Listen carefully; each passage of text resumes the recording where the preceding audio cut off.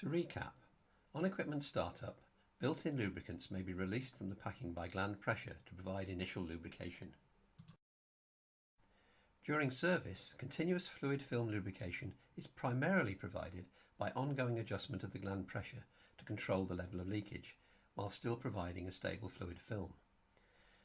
The other sources, the built-in lubricants and packing material itself, assist in this process, but the sealed medium is usually the main source of lubrication. To prevent the medium permeating and flowing through the packing material and built-in lubricants must block the flow. Sometimes additional blocking agents are incorporated for this purpose.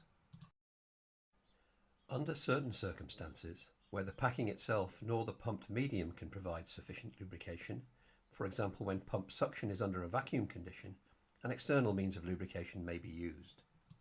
The external lubricant is introduced through a lantern ring and flows both into and out of the system. This is only possible if dilution of the pumped medium by the lubricant can be tolerated. The lantern ring has a number of holes and is located in the bore of the stuffing box housing.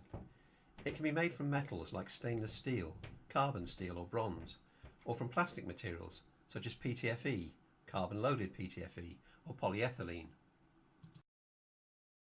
As we saw in the animation earlier, the use of compression packings relies on the packing expanding radially under axial compression. By tightening the gland follower against the top or outboard ring, a gland force Fg is created.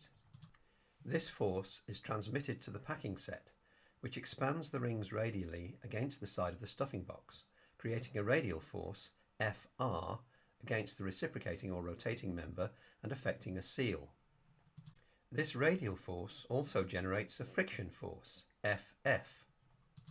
Because of this frictional force, the axial force transmitted to the next ring, Fa, is less than the original gland force. This process continues for each subsequent ring.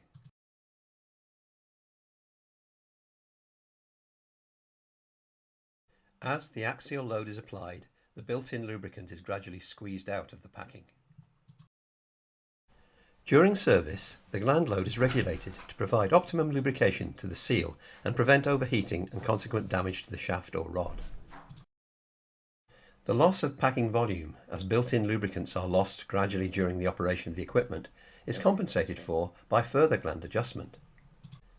When the volume loss of lubricated packing approximates to the original amount of built-in lubricant, the effectiveness of the packing is lost and replacement is required.